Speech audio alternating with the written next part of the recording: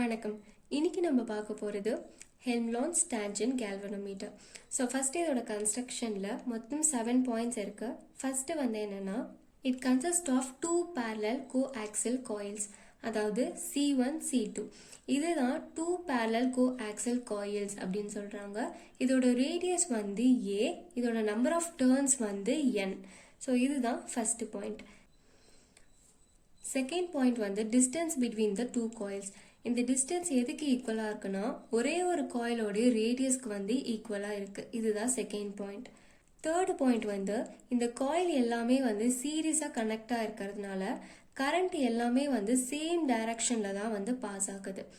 Fourth பாயிண்ட்ல வந்து இந்த மிட் பாயிண்ட்ல வந்து B1 B2ன்றது 2 காயில். இந்த B1 வந்து என்ன ஆகுதுன்னா டிக்ரீஸ் ஆகுது, B2 வந்து இன்க்ரீஸ் ஆகுது. ஸோ இது ரெண்டுத்தையும் ஆட் பண்ணும்போது, அதாவது B1 plus B2, இது ரெண்டுமே ஆட் பண்ணும்போது நம்மளுக்கு மேக்னெட்டிக் ஃபீல்டு வந்து ப்ரொடியூஸ் ஆகுது. அந்த ப்ரொடியூஸ் ஆகுற ரீஜன் எப்படி இருக்குன்னா யூனிஃபார்மா இருக்கு அப்படின்னு சொல்றாங்க. இதுதான் ஃபிஃப்த் பாயிண்ட். சிக்ஸ்த் பாயிண்ட் வந்து என்னன்னா, காம்பஸ் பாக்ஸ் வந்து இங்க பிளேஸ் பண்ணிருக்காங்க. அதுக்குள்ள வந்து ஒரு மேக்னெட்டிக் நீடில் வந்து இருக்கு. செவன்த் பாயிண்ட்ல மேக்னெட்டிக் ஃபீல்டுல வந்து டிஃப்ளெக்டிங் மேக்னெட் வந்து சிச்சுவேட்டட் ஆயிருக்கு. அது வந்து யூனிஃபார்மா இருக்கு. ஸோ இதுதான் இதோடைய கன்ஸ்ட்ரக்ஷன்ஸ். அடுத்தது வந்து இதோட தியரி பார்க்க போறோம். ஸோ தியரியில் வந்து என்னன்னா, மேக்னெட்டிக் ஃபீல்டோடைய ரேட் ஆஃப் வேரியேஷன் எந்த பாயிண்ட்ல இருந்தாலும் அது வந்து கான்ஸ்டன்ட். அப்போ dB by dx வந்து கான்ஸ்டன்ட். ஸோ நான் வந்து கான்ஸ்டன்ட்டுக்கு பதிலாக கேன்னு கொடுக்குறேன். இப்போ வந்து இதை நம்ம டிஃப்ரென்ஷியேட் பண்ணோம்னா d² b by dx² வந்து கான்ஸ்டன்ட் டிஃப்ரென்ஷியேட் பண்ணால் 0. ஓகே, இப்போ இதில் வந்து காயில்ஸை வந்து நம்ம n நம்பர் ஆஃப் டைம்ஸ் வந்து யூஸ் பண்ணுறோம். ஸோ அப்போ இதோட மேக்னெட்டிக் இண்டக்ஷனோட ஃபார்முலா என்னன்னா, B is equal to μ0 ni a² by 2 into a² plus x² 3/2. இதுதான் இதோட ஃபார்முலா. ஸோ இப்போ வந்து இதை நம்ம டிஃப்ரென்ஷியேட் பண்ணோம். அதுக்கு முன்னாடி நான் கான்ஸ்டன்ட் எல்லாத்தையும் வெளியே எடுத்துடுறேன். அப்போ B is equal to μ0 ni a² by 2. இப்போ இங்க 1/a² plus x² 3/2 இருக்கு. ஸோ இதை மேலே கொண்டு போயிட்டேன்னா a² plus x² பவர் மேலே போச்சுன்னா மைனஸ், ஸோ -3/2ன்னு வந்துடும்.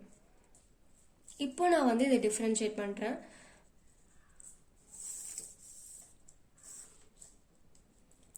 dB by dx is equal to constant எல்லாமே அப்படியே இருக்கும்.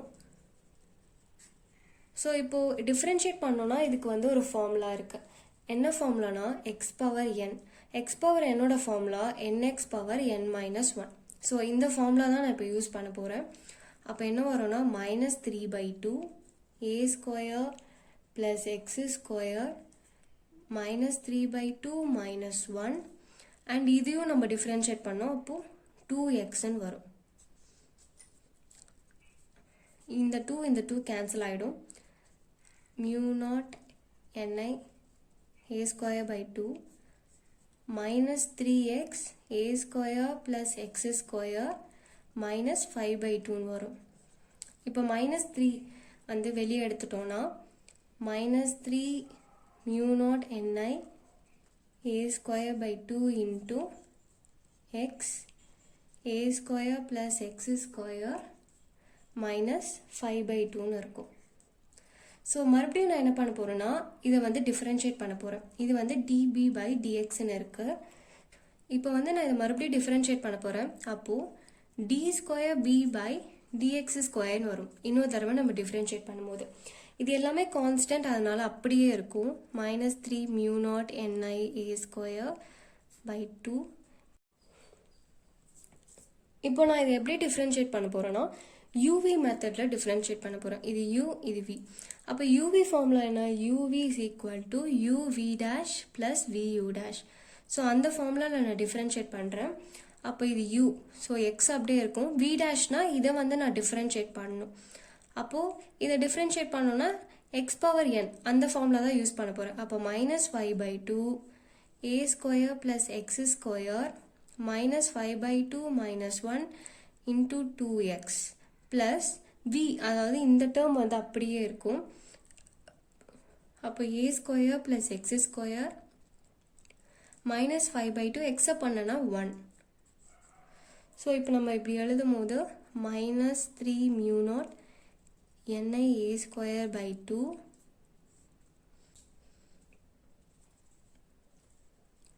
minus 5 x இங்க ஒரு x இருக்கு.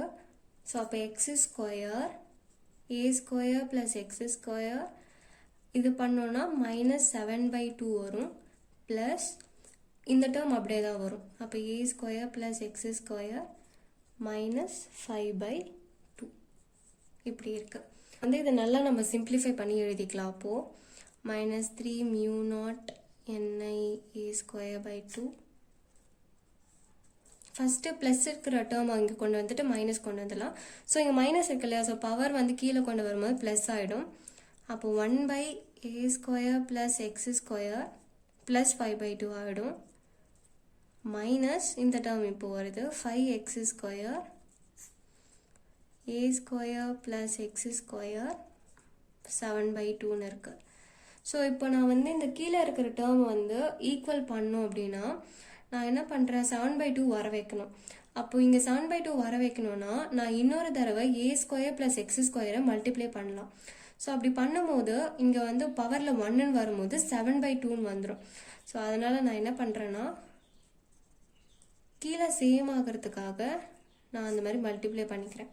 அப்போ a square plus x squareன்னு வரும், மேலே கீழே வந்து 7/2ன்னு வந்துடும். ஏன்னா மல்டிப்ளிகேஷன் தான் நான் பண்ணுறேன். ஸோ மல்டிப்ளிகேஷனில் பண்ணும்போது 5/2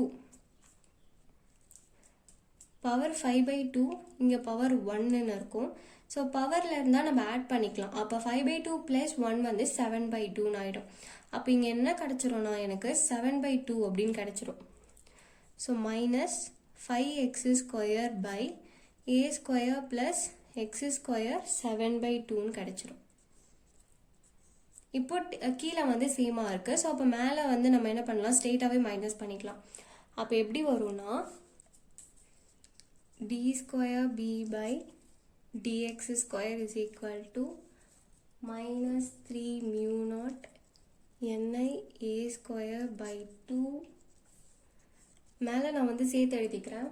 அப்போ a square plus x square minus 5x square by a square plus x square 7/2 அப்படின்னு வரும். அப்போது minus 3 mu naught ni a square by 2 இது மைனஸ் பண்ணோன்னா a square minus 4x square by a square plus x square 7/2. So first நம்ம வந்து ஒரு rate of வேரியேஷனுக்கு வந்து ஒரு கண்டிஷன் எழுதணும். ஸோ அதை டிஃப்ரென்ஷியேட் பண்ணும்போது d square b by dx square வந்து 0 அப்படின்னு அப்ளை பண்ணியிருப்போம். ஸோ அதை வந்து நம்ம அப்ளை பண்ணுறோம். இப்போ 0 இது ஃபுல்லாகவே கான்ஸ்டன்ட் இல்லையா, ஸோ அதுவும் வந்து மொத்தமாக போயிடும்.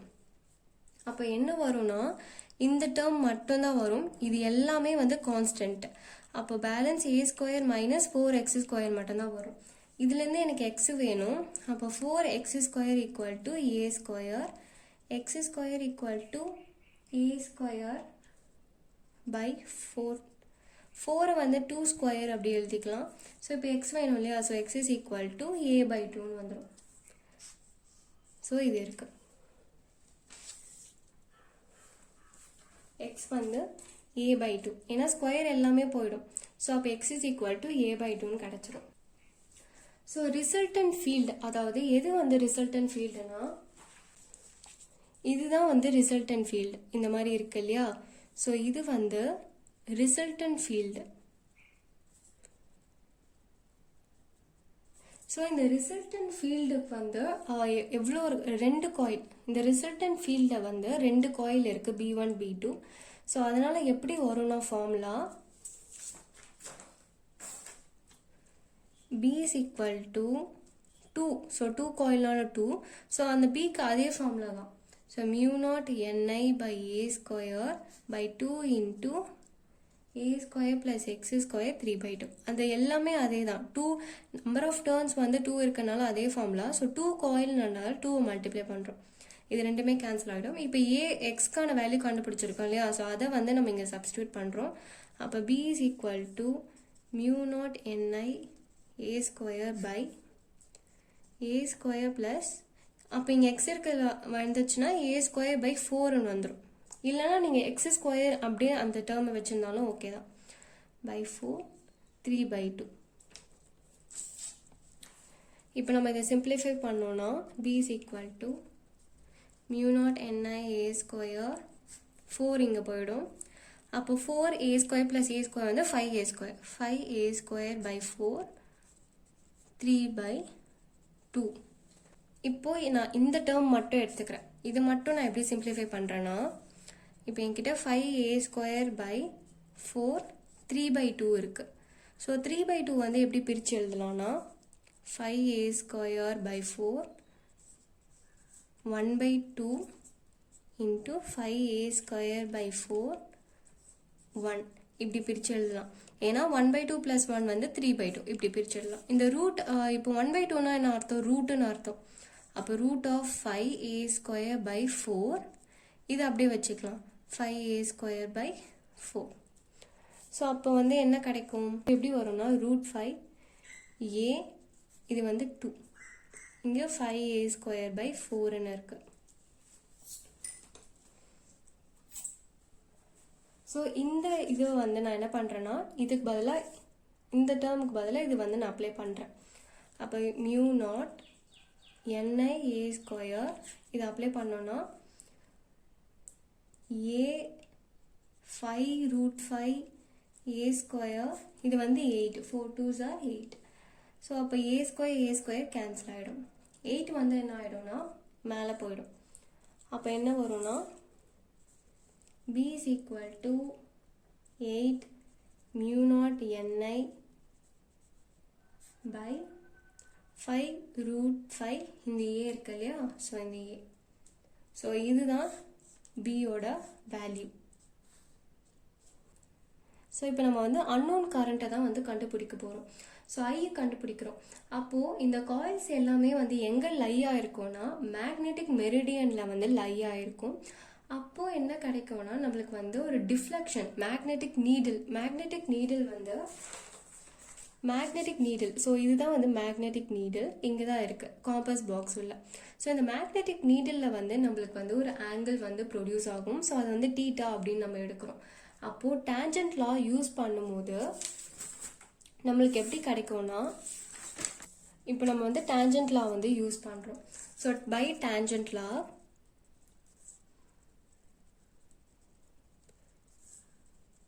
டேஞ்சன்ட் லா யூஸ் பண்ணும்போது இந்த வேல்யூ இருக்கு இல்லையா, ஸோ லாஸ்ட்டாக நம்ம ஃபைனலாக கண்டுபிடிச்ச வேல்யூ. ஸோ இந்த வேல்யூ ஃபுல்லாகவே எதுக்கு ஈக்குவல் அப்படின்னா 8 mu naught ni 5 root 5k. இது எதுக்கு ஈக்குவல்னா BH tan thetaக்கு வந்து ஈக்குவல். இதில் BH அப்படின்றது வந்து என்னன்னா எர்த் மேக்னெட்டிக் ஃபீல்டில் இருக்கக்கூடிய ஹரிசாண்டல் காம்பனண்ட். ஸோ இதுதான் BH. ஸோ இப்போ நம்ம வந்து அன்னோன் கரண்ட்டை தான் டிட்டர்மைன் பண்ண போகிறோம், அதாவது I. அப்போது I is equal to, so இந்த டேர்ம் ஃபுல்லாகவே மேலே போய்டும், இது ஃபுல்லாக கீழே வந்துடும். BH 5 root 5a 8 mu naught n tan theta. Okay. So இது ஃபுல்லாக எதுக்கு ஈக்குவல்னா கேக்கு வந்து ஈக்குவல். ஸோ கேன்றது வந்து ரிடக்ஷன் ஃபேக்டர். ஸோ அப்போ I is equal to k tan theta. So நம்ம வந்து அன்னோன் கரண்ட் வந்து டிட்டர்மைன் பண்ணிட்டோம். ஸோ இதுதான் கேன்றது வந்து கேல்வனோமீட்டருடைய ரிடக்ஷன் ஃபேக்டர். இதுதான் ஹெல்ம்ஹோல்ட்ஸ் டேஞ்சன்ட் கேல்வனோமீட்டர். இதோட மெயின் அட்வான்டேஜ் வந்து என்ன அப்படின்னா, இப்போ நீங்கள் டேஞ்சன்ட் கேல்வனோமீட்டர் எடுத்துட்டோன்னா அதோட மேக்னெட்டிக் ஃபீல்டு வந்து யூனிஃபார்மாக இருக்காது. ஆனால் இதில் வந்து மேக்னெட்டிக் ஃபீல்டு வந்து யூனிஃபார்மாக இருக்கும்னு சொல்கிறாங்க. ஸோ இதுதான் இதோட மெயின் அட்வான்டேஜ். வச்சு நம்ம ஒரு ப்ராப்ளம் போடலாம். ஃபஸ்ட்டு இதோட ஃபார்முலா, இதுதான் இதோட ஃபார்முலா. ஸோ இது எழுதிக்கலாம். I is equal to 5 root 5a BH by 8 mu naught n tan theta. So இதுதான் வந்து ஃபார்முலா. ஸோ இதோட ஃபஸ்ட்டு இதோட கொஷின் வந்து என்னன்னா each of the two coils of a Helmholtz galvanometer contains 50 turns. So n. So n வந்து என்ன 50 turns ன்னு சொல்லியிருக்காங்க. So 50. அடுத்தது அதோட மீன் ரேடியஸ்ன்றது என்ன a. ஸோ a வந்து எவ்வளோ கொடுத்துருக்காங்கன்னா 0.2 மீட்டர் வந்து கொடுத்துருக்காங்க. அடுத்தது when a current of 0.1 கரண்ட்ன்றது i. ஸோ ஐயும் வந்து கொடுத்துருக்காங்க 0.1 அப்படின்னு சொல்லிட்டு. Next deflection of 45 degree. டிஃப்ளெக்ஷன்றது தீட்டா தான். So theta is equal to 45 டிகிரின்னு கொடுத்துருக்காங்க. என்ன கண்டுபிடிக்கணும்னா calculate the horizontal component of earth field. அதாவது நம்ம BH தான் வந்து கண்டுபிடிக்கணும். ஸோ அப்போ BH வர மாதிரி ஃபார்முலாவை மாற்றி எழுதிக்கலாம். BH is equal to BH வேணும். அப்போது எப்படி வரும் ஃபார்முலா? இது எல்லாமே மேலே போயிடும். 8 mu naught ni இது எல்லாமே கீழே வந்துடும். 5√5a tan theta. ஸோ இதுதான் இப்போ நம்மளுடைய ஃபார்முலா. ஸோ இப்போ mu naught வந்து எப்பவுமே கான்ஸ்டன்ட். mu naughtோட வேல்யூ வந்து 4pi into 10 to the power of -7. So இப்போ நம்ம BH சப்ஸ்டியூட் பண்ணலாம் நம்மளோட வேல்யூஸாக. 8 into mu naughtோட value 4pi into 10 to the power of -7. n வந்து 15 சொல்லியிருக்காங்க. ஸோ 50. I வந்து 0.1 whole divided by 5√5. a வந்து 0.2. ஆங்கிள் வந்து 45. ஸோ இதெல்லாம் நம்ம சப்ஸ்டியூட் பண்ணோம்னா நம்மளுக்கு என்ன ஆன்சர் வரும்னா 502.4 into 10 to the power of -7 இருக்கு. ஸோ √5 ஓட வேல்யூ வந்து 2.2306 into பேலன்ஸ் வேல்யூலாம் மல்டிப்ளை பண்ணலாம். 2.236 into tan 45 ஓட வேல்யூ வந்து 1. ஸோ இப்போ இந்த வேல்யூவை டிவைட் பண்ணோம்னா 2224.6869 into 10 to the power of -7. So point வந்து நான் என்ன பண்ணிக்கிறேன்னா இங்கே வச்சுக்கிறேன். அப்போ 22.468 போது இங்கே பவரில் கம்மியாயிடும். 10 to the power of -6 Tesla. So இதுதான் நம்மளுடைய ஆன்சர். ஸோ இதுதான் ஓவராலாக Helmholtz tangent galvanometer. Thanks for வாட்சிங்.